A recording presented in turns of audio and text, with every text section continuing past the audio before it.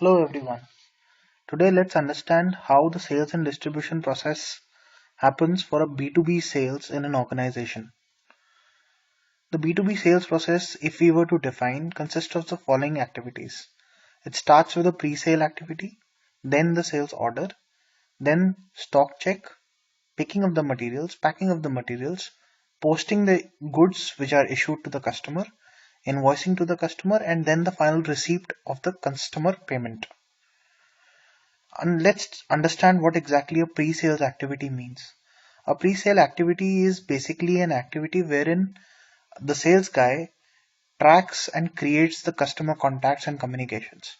All kinds of phone records, meetings, letters, campaign communications, emails are a part of this contact and communication activity which is done during this phase.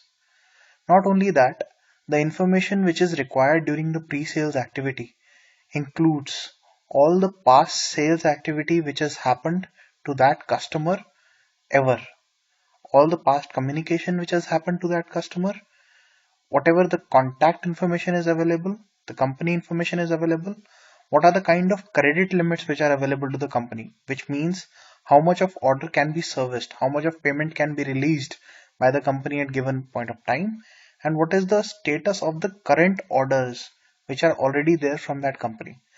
All this information put together helps the sales guy to negotiate and complete the potential sale to the customer. After you have done the pre-sales activity, it's the inquiry from the customer which takes the way forward. So, inquiry is basically the customer asking the sales guy how much will the product cost, what would be the availability, the timelines, and what quantities would be available at what timelines. So inquiry can be very specific to each and every customer. Once the inquiry comes in, the sales guy then gives a quotation based on the prices which can be offered, the quantities which can be offered, and the timelines at which those quantities can be offered.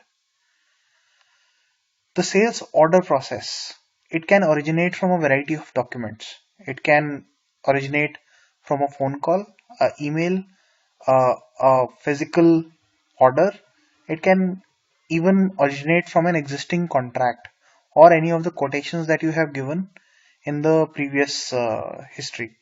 But any order that comes from any customer needs to include the following information: the customer information, the material, how much quantity is required, the pricing at which the quantity needs to be serviced, and the specific dates on which this quantity needs to be delivered, the shipping information and the billing information. It is not necessary that the shipping and the billing would be same. There are many cases where billing happens to one point, whereas the shipping happens to multiple points. So the sales document basically consists of three large heads. One is the header, which is the data relevant for the entire order, like the customer name, what is the total cost, what is the total VAT. Then there is line item. Line item is basically each and every product information separately. What is the price? What is the quantity? Each and every product is specified in each line item. Then there are scheduled lines which belong to a line item, which contain the delivery quantities and dates for partial deliveries.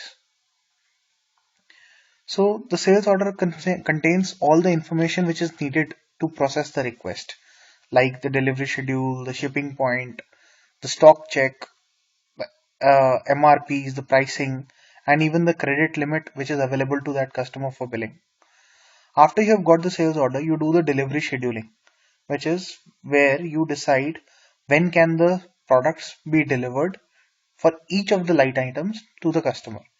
This is based on the availability to promise date. So basically, in the system, there is a date which is fixed for each and every product which can be made available at any given point of time. Based on this, the commitment to the customer is made for the deliveries. This date can be determined based on two logics. One can be a forward scheduling, other one can be a backward scheduling, and it can be defined by the company itself. So just to explain what exactly is a backward scheduling. A backward scheduling, as the name suggests, is that we know the delivery date which is requested by the customer and we work backwards. So there is an example on screen which we can discuss. So we know that 6th is the date which is requested by the customer for delivery, and the transit time is 2 days. So from the delivery date we remove 2 days, which means that loading of the goods has to happen on the 4th. Again, we know that 1 day is the scheduled transportation time, so we remove that. So we come to 3rd. Material availability has to be confirmed by 2nd, which means the material has to be picked and packed on the 1st. So basis this, we can do a backward scheduling of the products which can be delivered to the customer. In the similar manner, there is the forward scheduling. Forward scheduling basically does the other way around, wherein without taking the requested date into account, we work on the basis of what is the possibility of us delivering the product by the best possible timelines. So it is possible that the customer might have asked for a date of 6th, but we might not be able to deliver before 7th.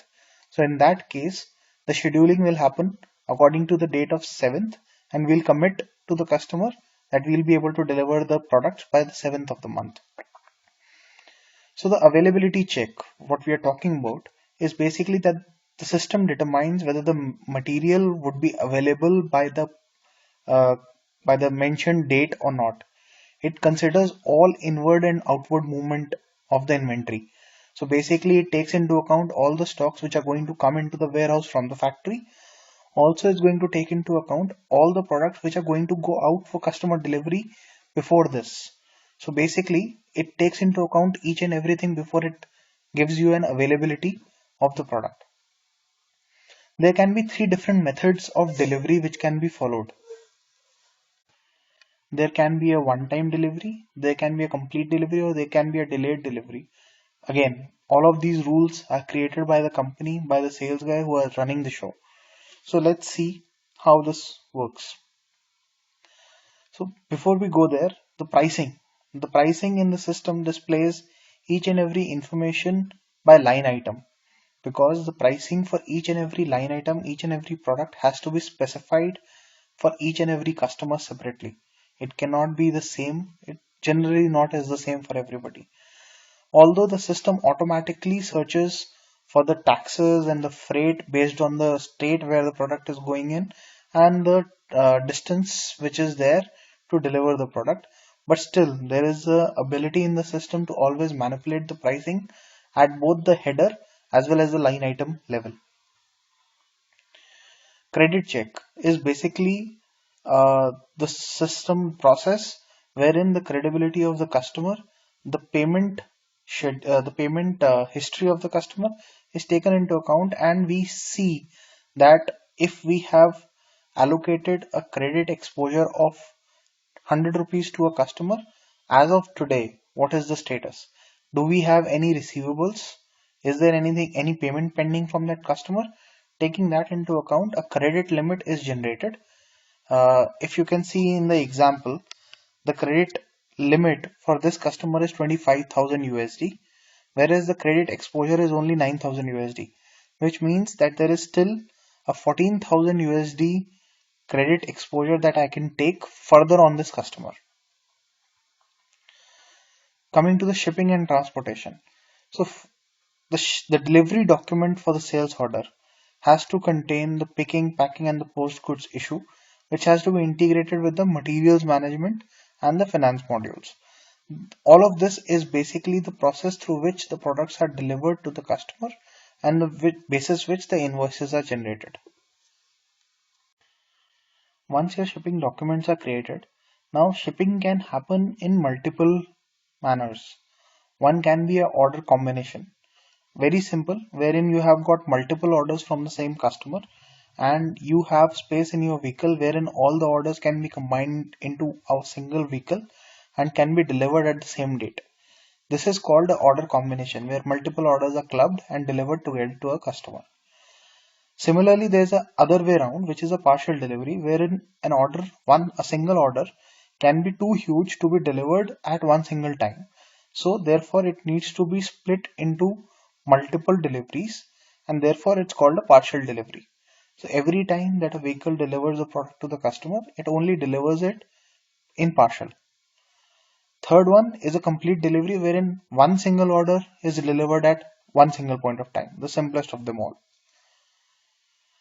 So basically, the delivery creation checks order and materials to determine if a delivery is possible. If there is any kind of hold in the system, the credit is fine, the availability is confirmed, all the trade requirements are confirmed, the weight and the volume of the products has to be determined, because it's basis the weight and the volume that the vehicle would be loaded and the vehicle would be charging the expenses to you. It generates a packing proposal, again calculates the weight and volume. It checks the scheduling, because that is very important, otherwise you'll not be able to figure out when exactly your vehicle is going to leave and when exactly it's going to reach there. It considers all partial deliveries which are to be made, whether multiple vehicles are required, not required. It updates the route assignment as well, which route would be taken so as to ensure that the costs are minimal and the time is maximized. It assigns picking locations. This is applicable for warehouses which is generally automated. It even determines the batches. It is very important to determine batches in certain industries because of regulations, and in certain other industries to keep a track of what products are going at what point of time to which customers. Quality check if needed, and then this delivery creation updates the sale order that the delivery has been created. Goods issue is the state where the legal ownership transfers uh, from the company to the customer. It reduces your inventory in the system finally and enters the cost of goods sold as receivables from your customer. It automatically operates your ledger accounts, financials, and it ends the shipping process and updates the shipping documents. So finally, after your product has been delivered and your goods have been issued, a billing document is created. A billing document is created either on the order based or on the delivery based. It can be created either which ways. And this is used to generate the invoice to the customer and therefore define his credit status. The billing documents automatically, create a debit posting to the customer. So basically financial accounting which takes over. The sales process is now over and finance takes up for payments from the customer. Like delivery, billing can also be done in different manners. There can be a delivery based invoicing where there can be an invoice for every single partial delivery which was made to the customer. At the same point of time, there is another way where although three deliveries were made, but still only one invoice was generated. And the third one where only single delivery was made, but still because of the customer constraints, we had to split the invoices into multiple. So each one of them is valid and easily acceptable by most of the companies and the customers. Payment is the final process after which the sales is closed. Once you receive the payment from your customer for the products that were shipped, the sales is considered to be closed and the postings are made against the invoices into your financials. So it clears the liability in the accounts receivable and thereby hits your bank account. That's about the sales process which happens in a B2B organization. I hope it was helpful to you. Thank you.